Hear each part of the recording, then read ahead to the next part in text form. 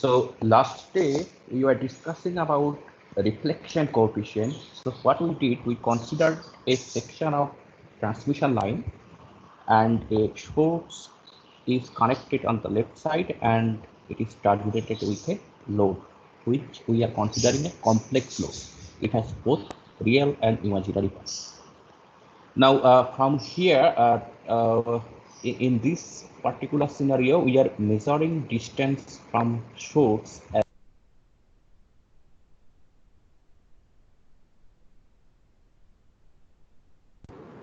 Sir, you're muted. Sorry. So reflection coefficient gamma, this is represented in terms of the forward going wave and backward coming wave as v minus e to the power plus gamma z by v plus e to the power minus gamma z. If we represent it at the load end, then we have this expression e to the power gamma L.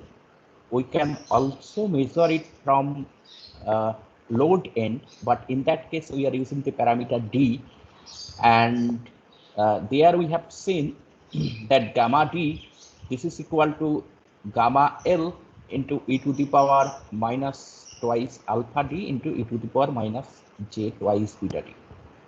So that means if we change a distance by D, then the corresponding effect in reflection coefficient, it is coming twice beta D. This is in phase only because we are considering it is as a lossless line. So next what we did, we plotted reflection coefficients for both scenario, lossless and lossy transmission line. So right hand side for a lossless transmission line, that we see that gamma L, it is represented by a point. Now if I move towards generator, that means clockwise, then the radius remains same, but as we move by a distance d towards generator, then the phase changes by minus twice beta d. The same is true for lossy transmission line, but in this case, because of alpha, the attenuation constant, radius, it decreases. And if we keep on going, then at some point it becomes 0. Now today we are going to discuss about transmission coefficient. So how much power is delivered to load, that we want to calculate. So the general definition of transmission coefficient is transmitted voltage or current divided by incident voltage or current. So we can represent it T equal to VTR. TR represents the transmitted part divided by V incident. We can also express in terms of current as ITR by I incident. Now we are going to represent transmission coefficient in terms of ZL and Z0, just like gamma L. So what we do, we start from the voltage equation. V plus represents the voltage which is propagating in forward direction and V minus in backward direction.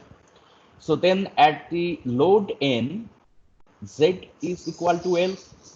So total voltage by superposition, we can write down at this point V plus e to the power minus gamma L plus V minus e to the power gamma L, that is equal to the voltage across load VTR into e to the power minus gamma L because of this distance.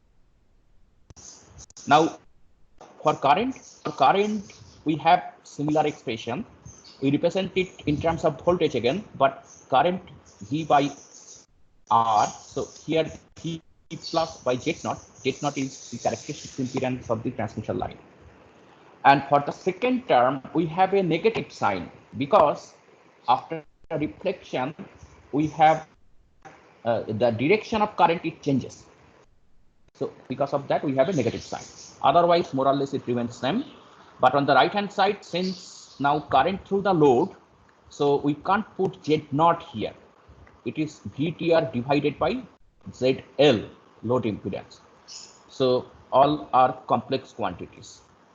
It's voltage, current. Now we know the expression gamma L, that is equal to ZL minus Z0 by ZL plus Z0. So we can put this in the voltage equation, this top one, and we can obtain the expression for transmission coefficient T. So how it can be done? If I want to put this one in the first equation, so we have to divide all of these terms by V plus e to the power minus gamma L. So if I do that, V plus e to the power minus gamma L, so first term becoming 1 plus V minus e to the power gamma L by V plus e to the power minus gamma L, which is actually ZL minus Z0 by ZL plus Z0.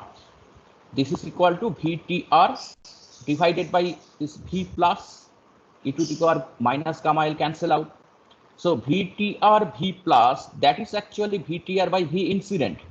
V plus is the forward going wave. So V plus is the V incident at load end when we multiply it by e to the power minus gamma L. Then it is coming 1 plus ZL minus Z0 by ZL plus Z0.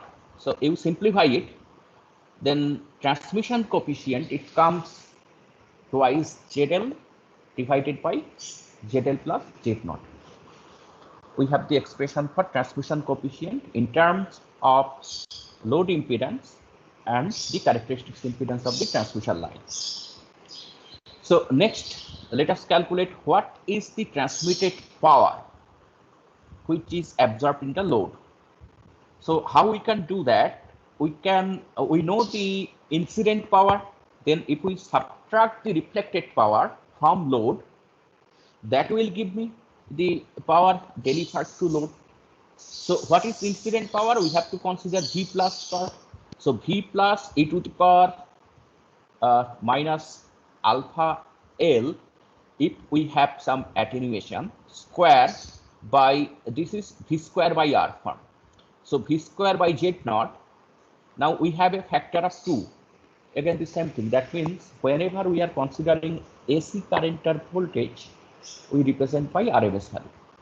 So 1 by root 2 into 1 by root 2, it becomes 1 by 2 minus V minus e to the power alpha L squared by twice Z0, that is equal to VTR e to the power minus alpha L squared by twice ZL. So if you know the values, then we can calculate what is the power delivered to load. Now, if gamma L is given, ZL Z0 is known, then actually we can represent transmission coefficient in terms of gamma L. We can relate it to gamma L. This is important because last year we were saying that if we have information on gamma L, then that is enough for solving most of the problems. So you know the expressions now. Gamma L is equal to ZL minus Z0 by ZL plus Z0, and T is equal to twice ZL by ZL plus Z0. So you can then relate them to in terms of ZL and Z0. So after simplification, we have this relationship. Please do it in your copy. T square equal to ZL by Z0 into 1 minus gamma L squared. So we don't have to calculate both of them. If one is given, another one will automatically come. Well, so let us consider the voltage waveform, overall voltage waveform and the current waveform on transmission line. So in the transmission line, what we did, left hand side, we connected a microwave source. Right hand side, it is terminated with a load. Now we have the forward going wave and as well as backward coming wave. They interfere, and thus we have this overall voltage distribution. So it varies over Vmax to Vmin. We have a minimum value of voltage and a maximum value of voltage. So this is the pattern. If you put a short circuit or open circuit, and if the transmission line is lossless, then this interference is complete, that means whatever power we are sending, since ZL equal to 0 or infinite, all of them will return back. So this minimum point, then actually this forward going wave and backward coming wave, they can cancel each other. So this V min, it will become 0. So V min is 0 when we have perfect open circuit plane or perfect short circuit plane. We can say in terms of microwave engineering term, if we put an electric wall or a magnetic wall. Electric wall corresponds to short circuit, magnetic wall corresponds to open circuit. So in that case, V min becomes 0. Now, if I have other value of load, we have some V min value. Well, what about the current? Current changes a phase by 180 degree. That is for the backward wave. So that's why the interference pattern for voltage and current is not the same. When we plot top right figure, you can see that where we have voltage maxima, we have current minimum. It is just opposite. So in this case, right hand side figure, actually it is coming to 0. That means so we assumed either the transmission line is short circuited or open circuited. Otherwise, current and voltage can't be exactly 0. So we call this standing wave pattern on a lossless line. If it is a lossy line, then we have the alpha value, it will decay exponentially. So right hand side, you can see the envelope, it is decreasing with increasing z. So as we go from left to right, then its amplitude decreases exponentially with the relationship e to the power minus alpha j. So from here, we define a ratio, we call it standing wave ratio, represented by rho. This is equal to Vmax by Vmin. We can also represent it in terms of Imax by Imin. It's easier to measure the voltage. Well, so rho in terms of gamma, it is 1 plus magnitude of gamma by 1 minus magnitude of gamma. You learned this, actually derived it in EM theory class. We can also express magnitude of gamma by rho as rho minus 1 by rho plus 1.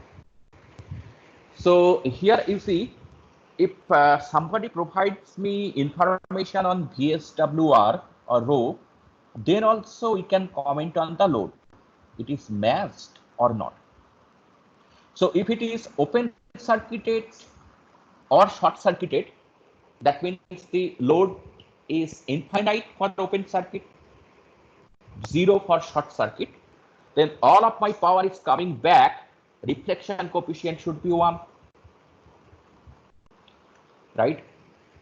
So if the load is matched to transmission line, so nothing is out from load, nothing is reflected back from the load. So in that case, gamma is equal to 0. Now you have this relationship with VSWR. So for gamma equal to 0, then the wave, it will look like flat wave. We don't have any Vmax or Vmin. It is a constant voltage amplitude throughout the transmission line, because we don't have any reflected wave for matched load. Nothing coming back in backward direction. So we have only the forward going wave, and that's why it is a flat wave. Vmax, Vmin, they are same. So when Vmax is equal to Vmin, then rho is equal to 1. That is the minimum value of rho.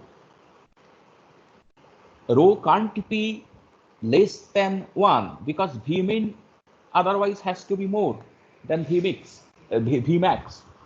So that's why the minimum value of rho, that is equal to 1. Then what is the highest possible value of rho or VSWR when we have open circuit or short circuit? So in that case, Vmin is becoming 0. So that means rho goes to infinity. then the value of rho, it can vary from 1 to infinity. If it is close to 1, we will say then load is it is masked and we have less reflection. So if we want to minimize reflection, rho should be close to 1. So sometimes in some industries, they take a value of rho equal to 2. In some application, rho is 2 is enough. So then rho should be between 1 to 2, not more than 2. They can't allow more reflection. So it is logical. Let's say I'm sending power to an antenna. So whatever input impedance of the antenna, that is my ZL. I'm connecting a coaxial cable to RF source and another side antenna. Now, what do you want? That whatever power we are sending, antenna should accept that power. It should be masked. But practically, always we have some tolerance value. Perfect matching condition, it is very difficult to achieve. So that's why they will give you some margin. And we target to satisfy that margin. Then that margin I said in terms of VSWR usually 2. Then it should be below 2. Well, now I'm going to introduce Smith chart. How we solve transmission line problem in general. It becomes very easier. So this Smith chart, this concept came from this. Well, very first assumption that we are going to consider only lossless transmission line. Otherwise, I said that it would become complicated and we don't cover that part in undergraduate class. So this is the first assumption, lossless transmission line. Well, then we are considering this top right figure. With that, let me first discuss about some basic properties in the Smith chart. Then I am going to explain how these different circles you can see on the chart. So how they are coming. Well, so first of all, it is a reflection plane. Now along x-axis, we will be representing the real part of reflection, and along y-axis, we will be plotting the imaginary part of reflection. You can also represent it in terms of r and theta. So in that case, magnitude of gamma, that will represent the radius, and angle, that is the reflection phase. Now, what about the direction? So direction, if I go back towards generator, it is in clockwise direction. Towards load, it is anti-clockwise direction, so positive theta. We will maintain the same notation here also. And also you see, if I change by a distance d, then the change in reflection phase, it is twice beta. Beta is 2 pi by lambda. Okay. So we can use this Smith chart to solve both active and passive component problem. Now, what is the difference between these two different types of component? For passive component, load always will absorb some power. So in other words, I can say highest possible value of reflection coefficient is 1 for passive component. So whatever value of reflection coefficient, that will lie inside gamma equal to 1 circle. But if I have, let's say, one amplifier, later we will learn, maybe after most probably in November, we have the negative resistance amplifier. In that case, the load can generate power. That is an active problem. So gamma can be more than 1, then it will be outside the Smith chart circle, and that becomes complicated. Usually we don't cover in UG class. So most of the problems we will be dealing here, for which gamma is within the gamma equal to 1 circle. Well, the next point we discussed that magnitude is plotted as radius from the center of the Smith chart. Now, what about the total angle variation? Total angle variation is from minus 180 to plus 180 degree. Okay, and it is measured counterclockwise direction in from the right hand side of the horizontal axis, that is gamma r axis along x, basically from x point, positive x point. Okay, next point also we discussed.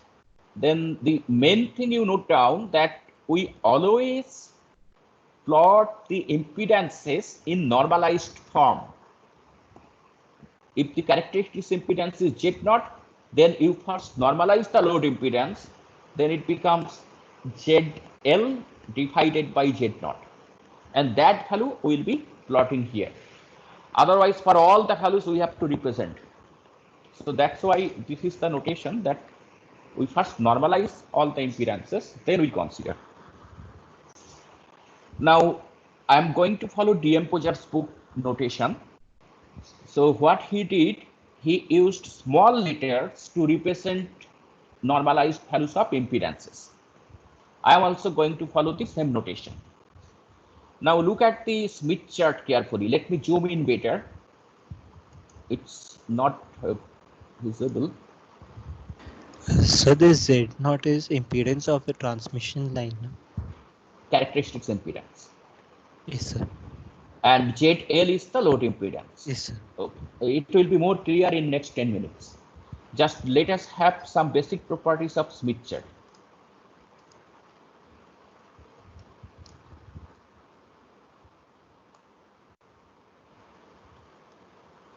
You see, I said this is a complex plane. Along x, we will be representing gamma r, real part of gamma. Along y, imaginary part of gamma. And this is the center point. Now, if you look carefully, we have two different sets of circle. For one circle, it looks like a complete circle, right?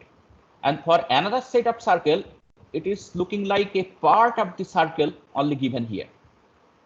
So one set which actually represents which is represented by this complete circle, they represent the real part of ZL. I'm going to explain how.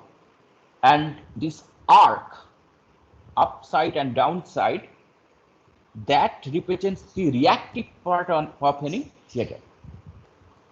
So if for now you note down that we have two different sets of circles. Well, now how we are obtaining these circles in gamma plane? It's mathematics is very simple. So very first point, what is the relationship between gamma and load impedance? Gamma is equal to ZL minus Z0 by ZL plus Z0. But we said we will be plotting only the normalized values. So that means here you see the notation, small ZL minus 1 by small ZL plus 1. We have normalized it. Now gamma, it is a complex quantity. We can represent it in real imaginary form, magnitude and phase form. So magnitude of gamma e to the power j theta. Theta is the reflection phase. Well, then we can represent ZL, that normalized load impedance, in terms of gamma, simply from this equation. You take 1 plus gamma by 1 minus gamma, that is ZL. Then next we are going to relate this ZL with gamma, and then that relationship we will be plotting. That actually gives us the Smith chart. Well, what are the steps? First step, we consider both impedance and gamma in real imaginary form. So gamma, we can write down gamma r plus j gamma I, and ZL, normalized value, RL plus JXL. So all are normalized. Okay. Now we have this relationship that ZL equal to 1 plus gamma by 1 minus gamma.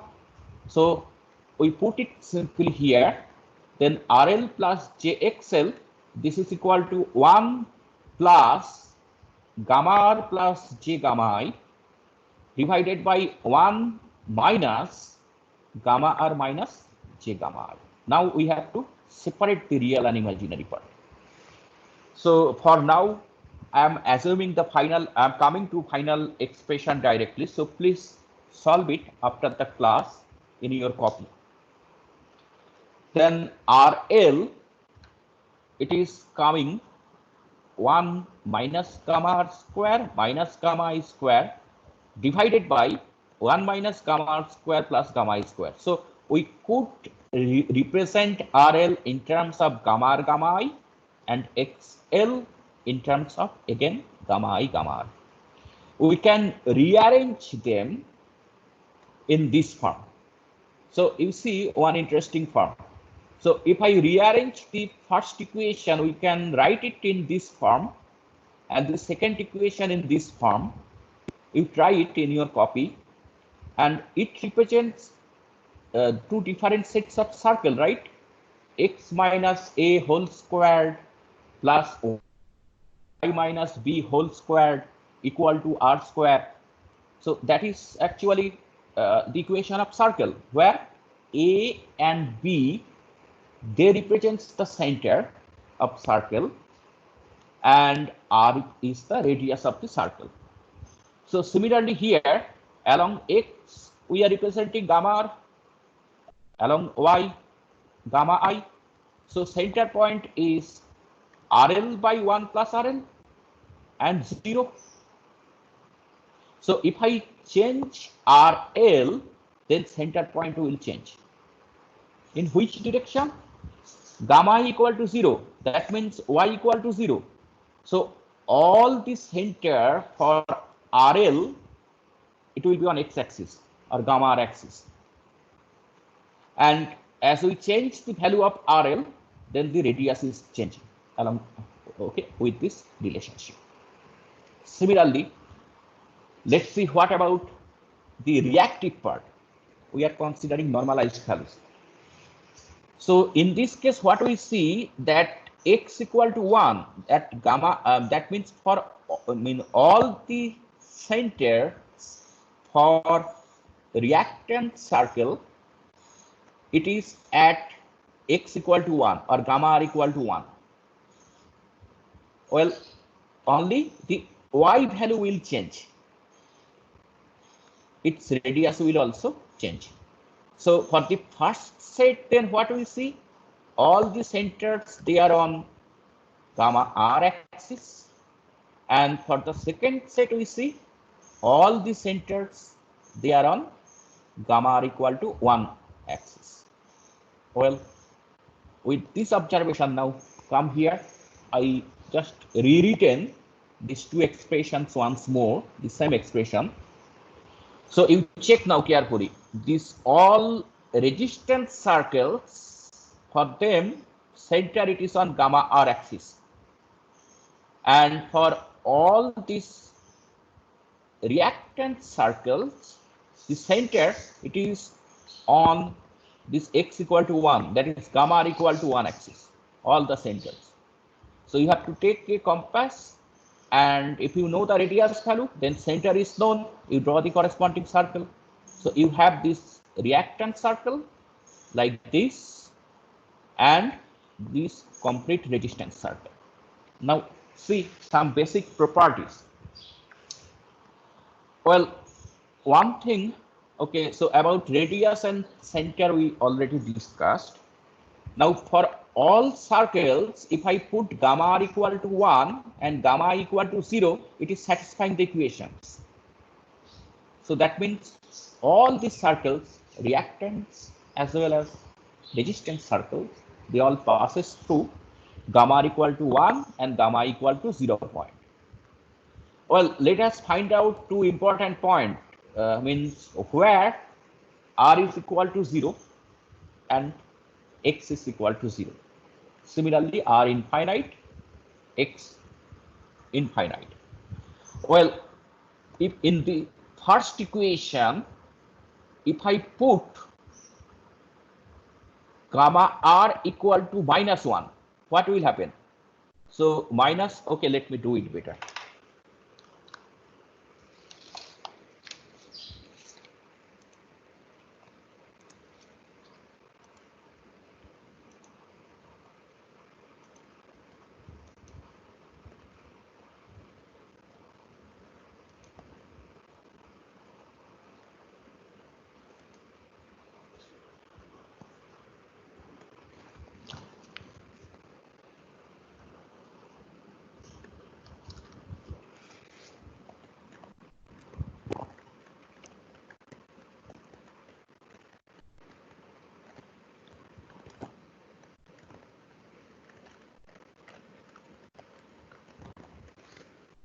Okay, I think you can see my whiteboard.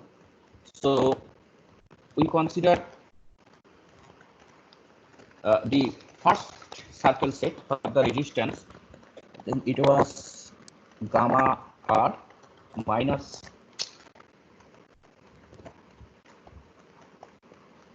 gamma r minus RL by 1 plus RL whole squared plus gamma I squared equal to 1 by 1 plus RL whole square. Now if I put gamma r equal to 1 minus 1, let's say, and gamma I equal to 0, then what we get? 1 plus RL by 1 plus RL whole squared equal to 1 by 1 plus RL whole square.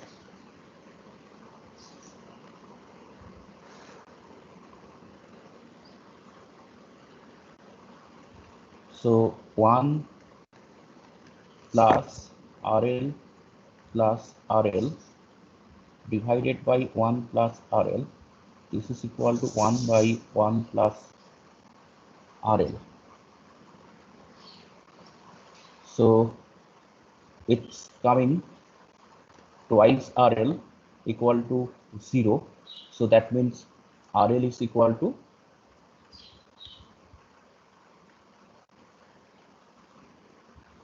0. So gamma r equal to -1 and gamma I equal to 0 point, it will represent RL equal to 0. This is the normalized value. Now, what about the infinite?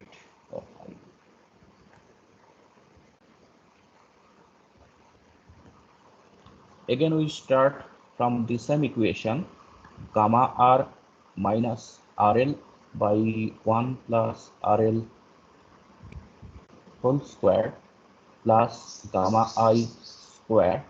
This is equal to 1 by 1 plus RL square. So if I put actually gamma r equal to 1, then left hand side, right hand side both cancel out. So we can't use the same approach here. So what we do better, I'm going to put RL tends to infinity, then gamma r minus 1 by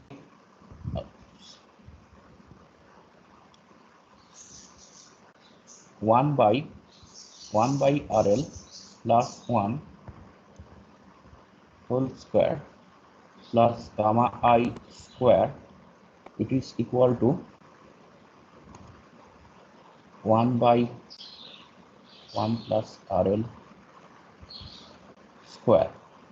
Now if I consider RL tends to infinity, so in that case RL tends to infinity, so gamma r minus 1 whole square plus gamma I square equal to, it is 0.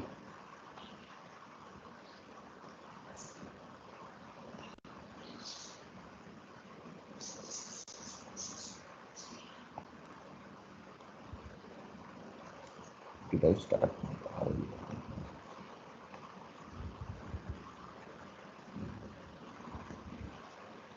So radius, it is becoming 0, and gamma r equal to 1, gamma I equal to 0, radius is 0.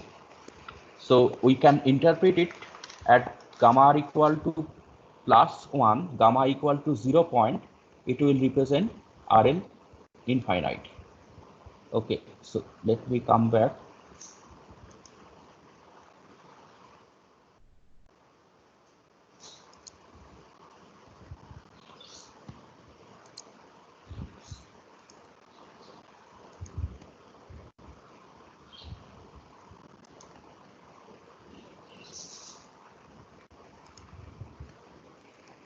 Well, so this leftmost point, it represents resistive part of load is 0, and rightmost part, gamma r equal to 1, it represents resistive part equal to infinite.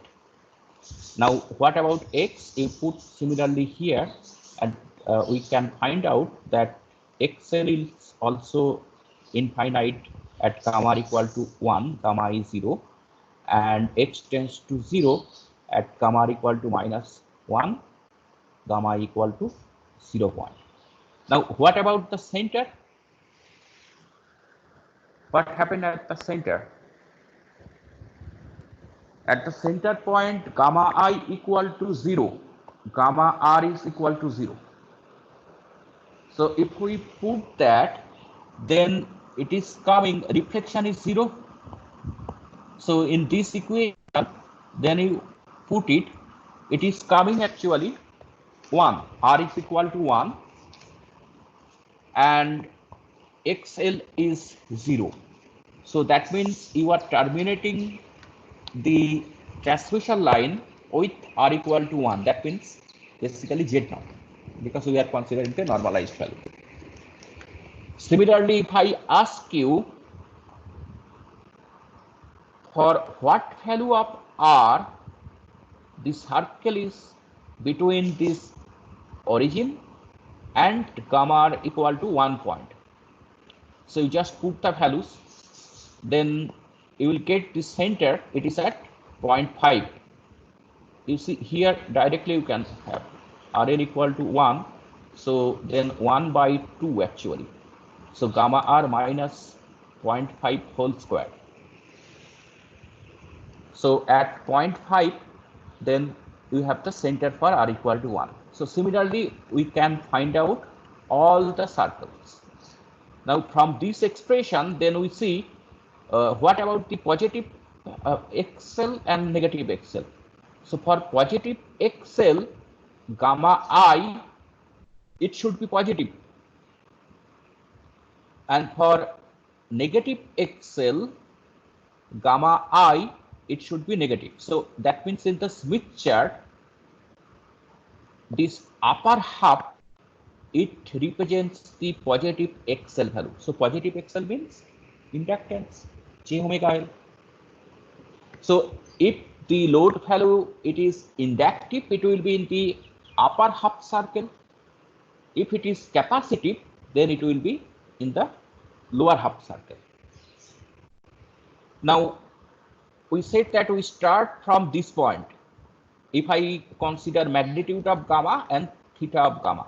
So we start from this point for measurement of angle, and we go clockwise direction if we move towards generator, and we go anti-clockwise direction if we move to load value.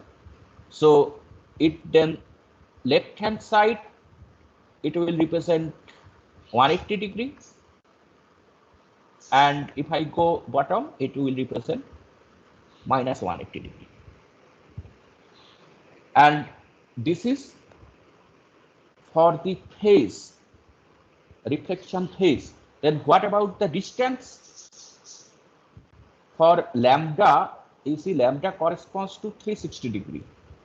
Half lambda corresponds to 180 degree. Now for reflection, we have seen that it is twice beta d. If I move by d, then the effect in reflection phase is coming twice. So that means if I move from minus 180 to plus 180, so in lambda scale, it should be actually 180 to 0, minus 90 to plus 90, half wavelength, lambda by 2.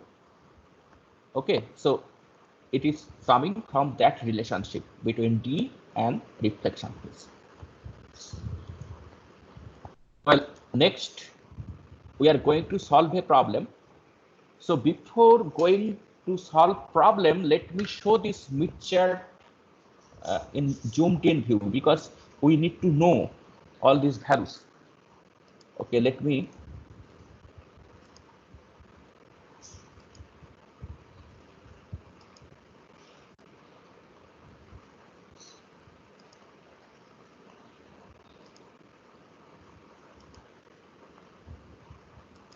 now you can see the Smith chart. This one already I uploaded. You go to file menu, file tab.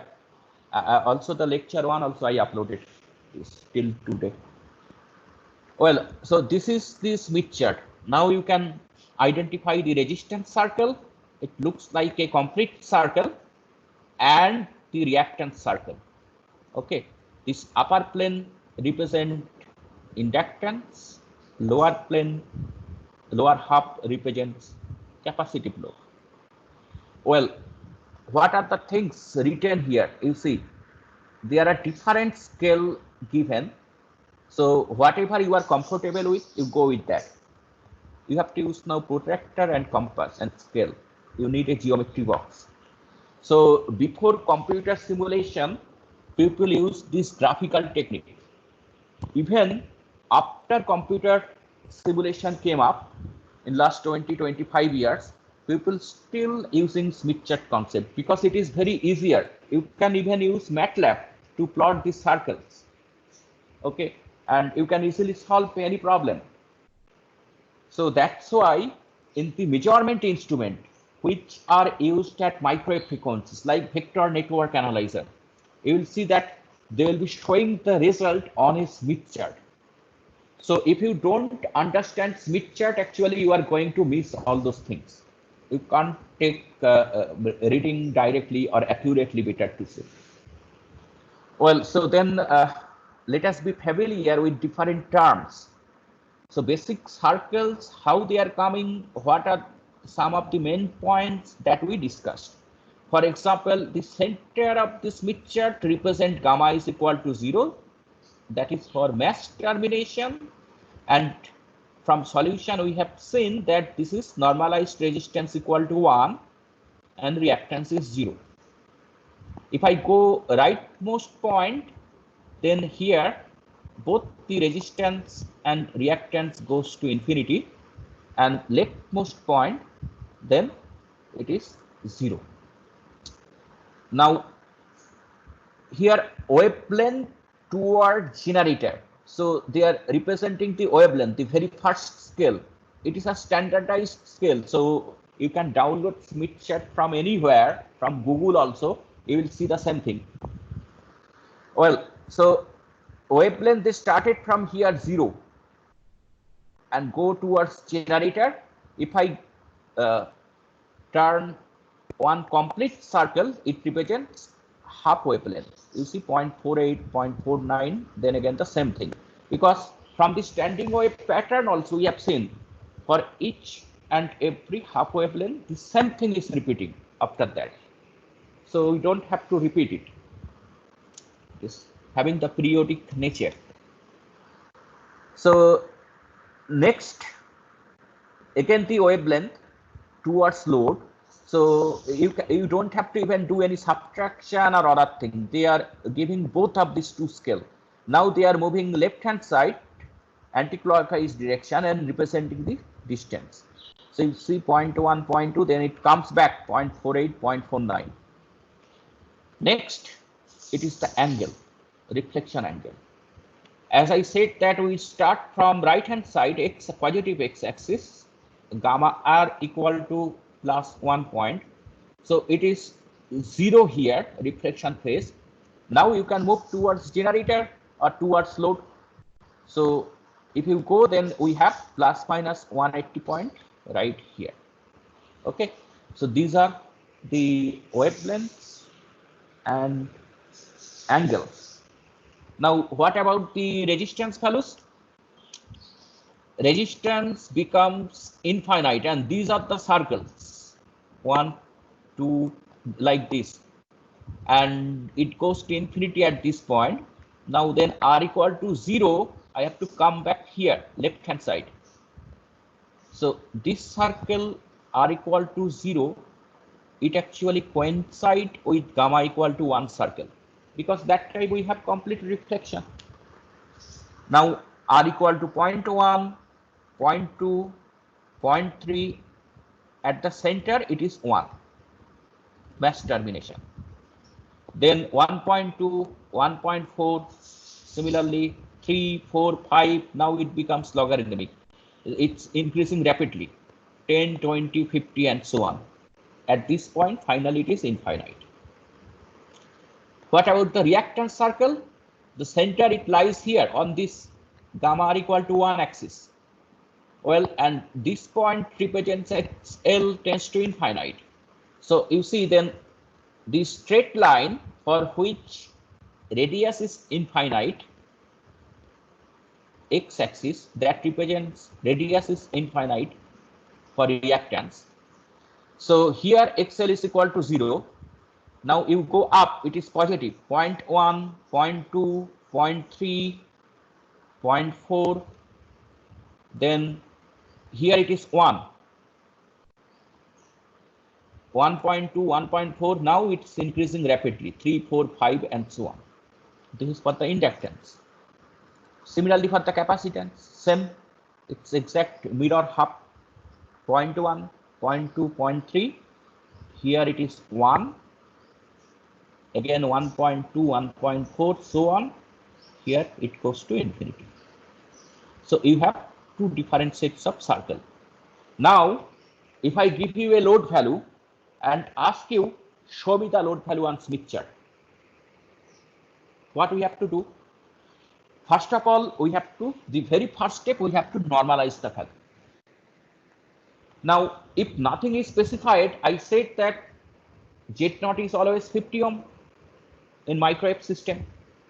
If they use some other value, usually we don't, but sometimes for some RFIC chip, inside the chip, they can use different value. But when it interferes with outside world, it comes back to 50 ohm. So 50 ohm is the standard value. So first you divide it by 50 and normalize. Now let's say you are getting 0.2 minus 3.6. 0.2 minus 3.6 after normalization. So 0.2, then you find where is 0.2 circle. So this one 0.2 circle, so it might be somewhere on this 0.2 circle, r equal to 0.2. Now I said minus 3.6. So now you find where XL equal to minus. Minus means it will be the lower half. So 3.6. So we have 4, this is 3, this is 3.5. So 3.5, so we have to represent it by 3.5. Otherwise we don't have option. So I go here, follow this line, and where it crosses with 0.2. Oh, sorry, this line. So 0.2 here. Sorry, I read this one actually resistance. I read it wrong. So 3.6. This is for this reactance. So it is 3. Then it is 3.25, 3.5, 3.6. So this one where intersects 0.2. They did not complete the circle. You can complete the circle and then find this point. Okay, let me take one numerical example I have shown in PPT.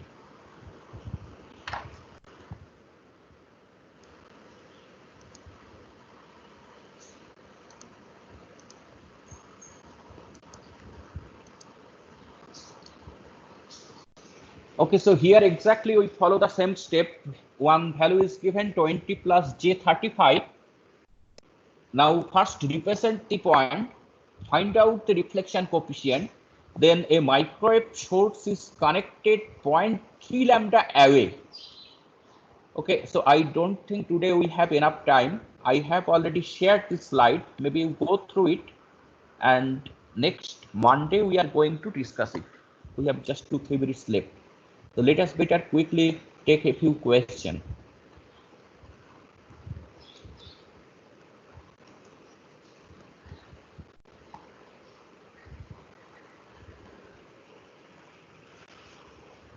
So Anish, you were not present in last class when we explained electric wall and magnetic wall.